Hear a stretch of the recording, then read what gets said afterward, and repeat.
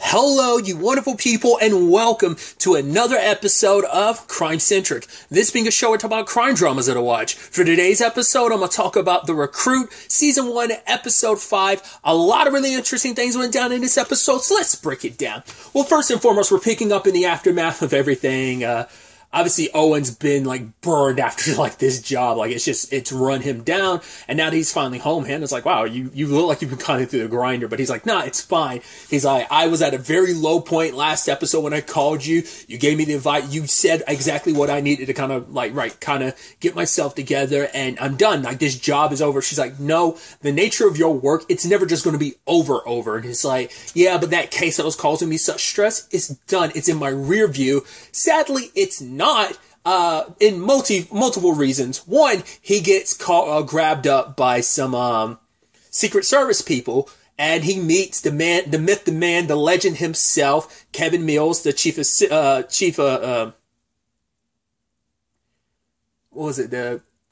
chief of secretary, not Bob. But it turns out not Bob isn't the one who actually recruited Max. So it's he's like, by the time she was already an asset, I was maybe so far up the food chain, I didn't really know about her till passing. So someone else was pretending to be not Bob, because he's like, right, the only people who would know my name, that's an internal name. That's not the name I use outside in the field. That's not like a code name. Only people inside the CIA would know me by that name. So someone had to have dropped that name. We find out later on, talking to Max, she never met the actual not Bob. She met Xander. Because Xander's the one that gave the nickname not Bob. He was pretending to be not Bob. So it's is that because she's saying because he glorified the guy was telling these stories about him. So I'm like, so I guess Xander thought he was going to be so cool, hip, and all that. So he's the one kind of doing this whole thing is his puppy, his baby. So if this goes super pear-shaped, he's the one that's going to get scorched. So that explains even more so why. He's even extra motivated with the whole Dawn and getting her into place to use Max while also taking her out if need be. I mean, maybe the end result is you use her one final time, because Dawn said it last episode, they have a plan to utilize her, put her back in Belarus, but also a plan to put her in the ground. So it's probably not it's not an or situation, it's an and situation. Use her and put her to the ground, not use her or put her in the ground, so we'll have to really wait to see how that all plays out. But, so he's got that situation going on. Max is meeting up with Talco. When we saw him in class, I was like, wait, you're a student? I was like, maybe he's trying to do something outside of the criminal business. It's no, going to school is meant to help his criminal business, because he's trying to get a psych degree, because it's hey, that way I get to know how to deal with all the different personalities, different people I interact with, makes me better at my criminal job. I'm like, honestly, I appreciate the forethought, because it's it'll make my operations a lot smoother, especially when it's hey, you have to clash with so many different people, so many personalities. It tells you, if you have a better understanding of someone's psyche, it makes it a lot easier to do business with them, how to avoid avoid certain clashes with certain personalities, knowing how to properly deal with them. Makes sense in the long run. So I was like, oh, wow, I appreciate that. I thought that was so interesting, that being his reasoning behind it. But him and his boy, who got acid-faced in the first episode, we're back now, and they're trying to because Max is trying to sell her operations. But because I thought she was going to use that to try and disappear, but I guess for her, it's well, she wants to go home regardless, so working with the CIA will get it done, even though she knows there's a giant stipulation with all of that. But it's still I need the money to make that happen. Well, she was initially going to try and do it without the CIA, I think, but now she knows, right, I can't, because I need Owen, even though he thought he was done with me. He was riding riding cloud nine, being yes, I'm done with this. Nyland thinks I'm awesome. Oh, dude, I'm feeling myself. Me and Amelia are good. I sent her some flowers. Sadly, the flower guy got tased because he had a gun on him. And, obviously she appreciated it, but she's also right, I left you a set of places you should get, or what kind of flowers or places you should get flowers from going forward in case there's when there's a next time. So he was feeling himself until Max called him, and he basically had a panic attack. And I love that he turned to the one panicky person in the building that he knows to interact with, Giannis, which Giannis was like, well, you can't quit. Well, because if you quit, basically, it's an engine that you took apart and there's pieces all over the place. Well, someone else is going to have to come clean that mess up. It's your mess. So you're going to get blamed for leaving this mess behind. So everything that went wrong will fall on your shoulders. So you can't quit. He's like, well, actually, if you leave my operation situation, that's kind of my nightmare, I could put it on you. So please, go ahead, quit. I'm completely wrong. He's like, you're not going to put your special ops situation on me, because now he's actually so paranoid about them spiking him and drugging him again like they did last time, because he still has to interact with them. He's now getting sugar packets hidden in his office just so they can't drug him again. It's like, boy, this place is a giant, disgusting espionage cesspool. It's like, it is disgusting, the place you work. Hence why Hannah's like, yo, quit. But he's like, I can't, because it plays into this psychology that he has, that he ended up talking to Terrence about, where Terrence is like, you basically are going above and beyond because you're trying to prove your own worth. It's like, you do, like, you for whatever reason, you're going above and beyond because you kind of feel like you don't matter. Like, there's some kind of emptiness. There's a void there that he's trying to fill, and he feels like if he doesn't go above and beyond, he won't matter to anyone. But Terrence is like, you do matter. So take your foot off the gas pedal and just slow down. Don't try to be people's savior, especially when you heard like, whoa, the person you mixed up with is a woman. It's like, I don't know, dude. Also, it's a good thing you talked to me about this and not Hannah, because yes, poor Terrence is in the middle of that situation, because he's torn, because he sees what's going on there, and these are two people he cares about. These are his best friends, and he loves them to death, but he doesn't, I'm sure he's is getting to that point. He's tired of Owen's BS, because it's like, right, you're kind of lifting Hannah up, making her thinking there's something there, and you're basically burning that bridge every time. And when you do that, you're hurting her more and more. What was the whole thing he said last episode? She deserves to be happy. And Owen thinks that too, but he's trying to do the right thing. But in the process of doing the right thing and handling and juggling all this stuff, every time you go to Hannah for help, she'll call you out for your BS, but she's always there despite everything. Because just like you feel the way you feel about her, she does too. So you're drawing her in, and you're kind of breaking her heart all over again.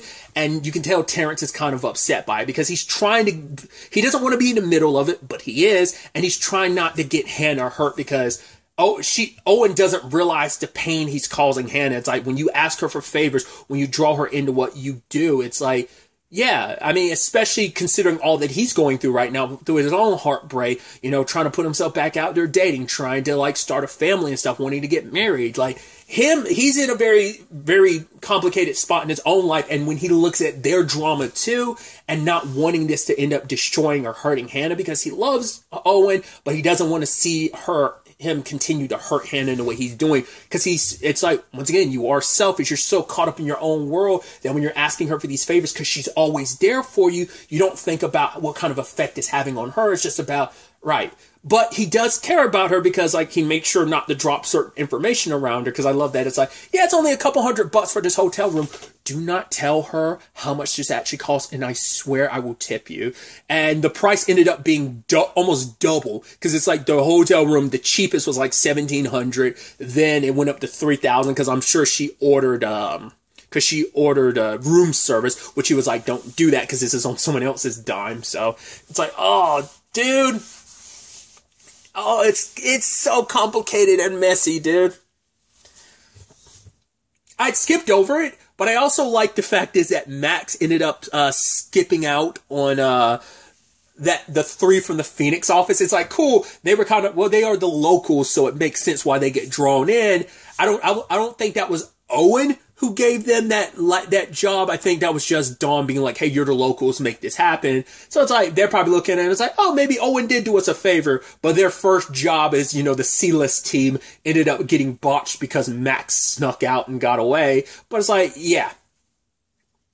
But yeah, once again, she needs Owen back. And now Dawn's under the impression there's something going on between Max and him. It's like, yeah, why would Max ask for you specifically? You're a lawyer. What was the last thing you said? He's like, dude, I want nothing to do with this woman. Leave me alone. She's your problem. Don't try to pin it on me because of your failures. And Dawn didn't appreciate that. But it's also like, yeah, because I think it is kind of a thing of this goes pear-shaped. This does fall on her neck. So she sends one of her guys to follow Max and specifically follow Owen, see them at the hotel room. It's like, oh, something's going on. They are sleeping together. It's like, oh, God, that's going to come back to bite him specifically, especially because Dawn's dude ended up taking the picture. So not realizing the only reason why Owen got brought back into this because he's too sincere in what he does. And Max is honestly like, right, despite everything, despite my manipulations of you and stuff, you are still the only person who's kind of come through for me in a very, very long time. Because Owen even said it, like when he was talking to Dawn, it's like, I'm the one that actually got her out of prison, unlike the agency, which basically burned her and left her here for 5 years and wouldn't acknowledge the fact that she was an asset. They burned her. So it makes sense why she'd be a lot more trusting of Owen. But even then, I think some of that distrust is still there but it could just be, well, it's there because I don't think that ever completely goes away. I mean, once again, look at the building Owen works in. That building doesn't exist that's not even out in the field. In his own office, people don't trust each other. Which, once again, even complicates the Him and Amelia thing because that was a setup for a lot more, but Amelia's not holding up her end of the bargain when it comes to all of that. So, oh, God. Yeah, I should legitimately just feel bad for Owen because he's getting jerked around, and not in a good way either. All over the place, dude. That innuendo ended up stretching, even further than I meant it to. But they did kind of have some heart-to-heart moments. Obviously, she knows that Hannah is the one that got away, as she refers to it. He finds out about her daughter, and it's like, oh, what went wrong? And she's like, well, tragedy, like always. And I'm curious, was that something that happened pre her getting shipped to the U.S.? Or was that something that happened post her being in the U.S. and maybe she kind of had, maybe when she tried to leave and go to the U.S., because we didn't get to the all ins and outs of there. So the question is, what happened to her daughter? Everything's leaning towards her daughter's dead, but it could be someone else has her daughter and it's I can't be with her. I have to keep my distance. And maybe the long run of it all is I'm trying to get back to Belarus, not just for my life, specifically to get my daughter, and then I'm going to disappear. Well, before the agency has an opportunity to kill me, or Xander, or just all of the above. But maybe her daughter's still alive, but she's staying with someone and she had to give her daughter up for adoption. And she's trying to, or maybe it's a situation of, because she had told some stories to Cora previously. So I was about to say, not unless she actually gave her daughter up to her adoption. I was thinking maybe her daughter was still a baby and she just watched her daughter from afar type of situation. But that story of doing her daughter's hair and stuff seemed very personal. So not unless she was oh, that was a lie she said, or, maybe it is straight up no, my daughter is dead. But I feel there's got to be more to that. Her daughter's still alive and that her daughter is the end game to all of this. Once I've done all of this, once I've done what I need to do, I'm going to grab my daughter and disappear so that no one can ever find us again. But that also makes Owen a little bit more endeared towards Max, because he's right, she does bad things, but spending enough time with her, he does see the sympathy that's there. He doesn't know it, but we as the audience know the sympathetic reason why she killed the guy she did. It's because he abused and nearly killed Cora. So it was coming from that place, and Owen still doesn't know that, but now he also knows oh, she's a daughter too, and despite the situation she's put him in, she has helped him regardless. So she needs him, so it makes sense, but it does seem sometimes she goes out of her way to help Owen in certain regards. It's well, I did kind of put you in this unfortunate situation, so.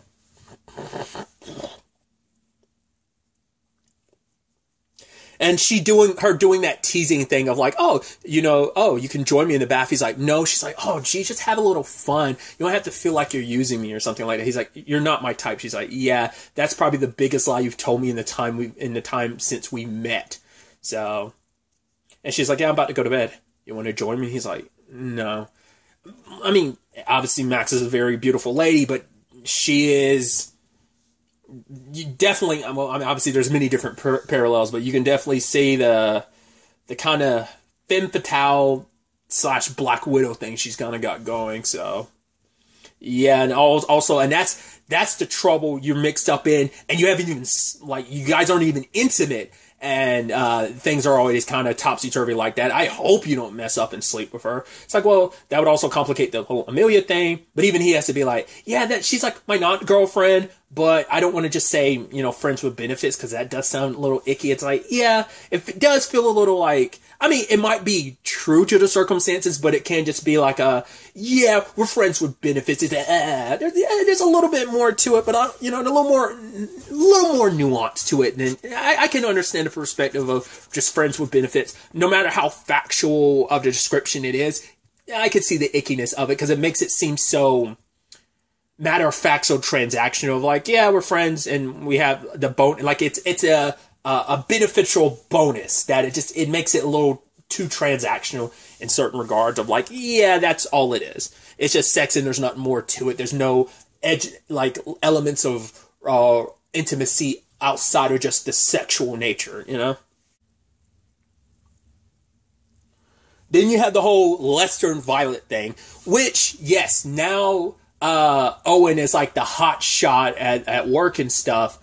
Lester's going from the approach of, hey, we should kind of stay on the kid's good side, especially now that he's got Nyland's ear. But Violet's like, nah, bump that. Let's keep up the plan and wait for that kid's star to burn out and for him to fall. And that'll be our opportunity to strike. Because once again, that AI job last episode, she's like, that was his attempt to screw me over. And it's like, no, he was legitimately trying to help you out. But he's a very, he's a naive kid that's in the middle of all of this, doesn't know the ins and outs and everything. And in his own way, he was trying to just be friendly and offer an opportunity to Violet. He didn't know how much of a crappy situation that whole AI thing was going to be. He read up on it a little bit and then kind of passed the buck to her, but not like in a malicious sense, just like, hey, this is an opportunity. She wanted a challenge.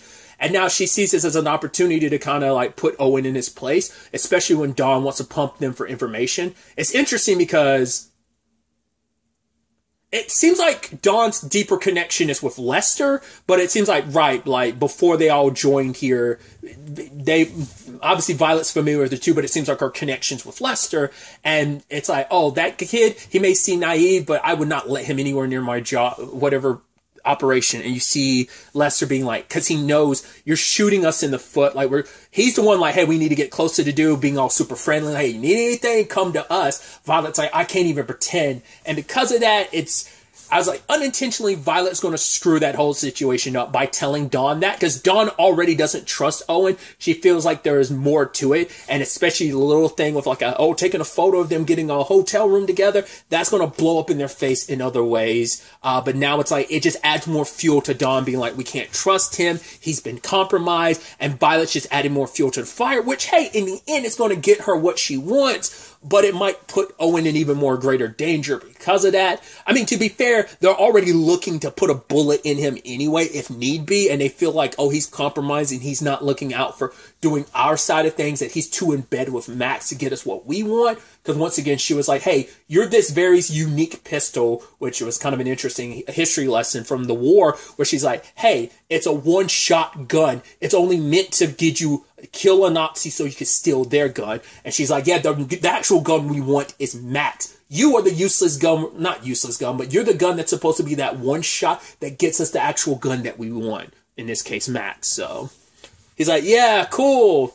Thanks for keeping up this whole appearance of teamwork and stuff. So now he's supposed to go off with Talco to set the whole operation up of selling her business, but he's not going to be doing that directly with Talco. He's going to be doing it with El Jefe himself. It's like, cool. So next episode, we're going to get introduced to the boss and find out who that is. And will this actually go the way? Well,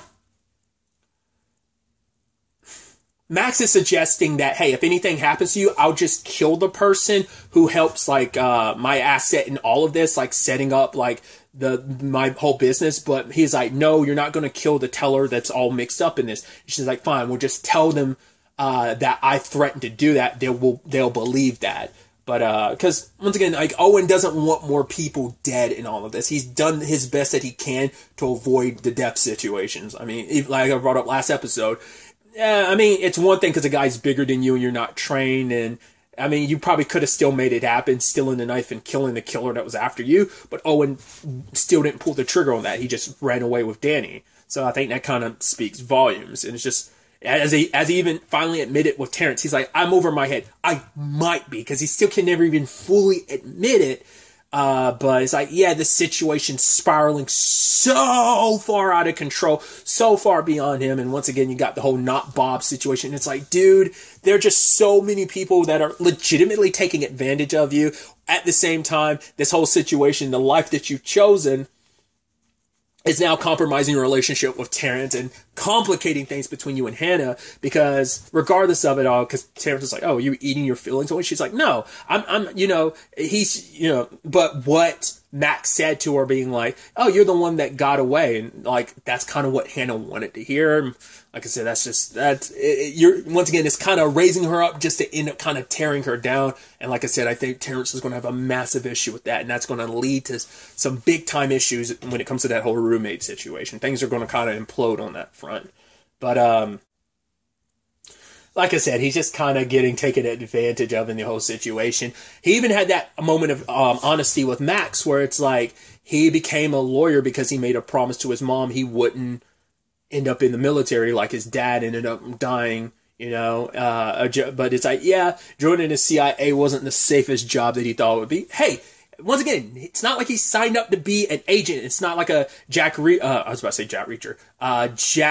Ryan situation of you were actually like a Marine, then you became a CIA analyst, and then you kind of got brought back into the field. It's like, no, I specifically came here to be a lawyer, and that being a lawyer has actually kind of put me more in danger when it comes to these especially this particular case. His actual first case with the CIA is turned into the nastiest situation that it's just like, yeah, you're super, super unfortunate for this to be your first gig, your kind of second day on the job that ended up finding its way into your lap is kind of ended up consuming your life. So we'll ultimately have to wait to see where all of this ends up taking us going forward into the next episode. But really, that's all I want to talk about. Till the next time we meet, be happy, be safe, live life to the fullest, and enjoy it.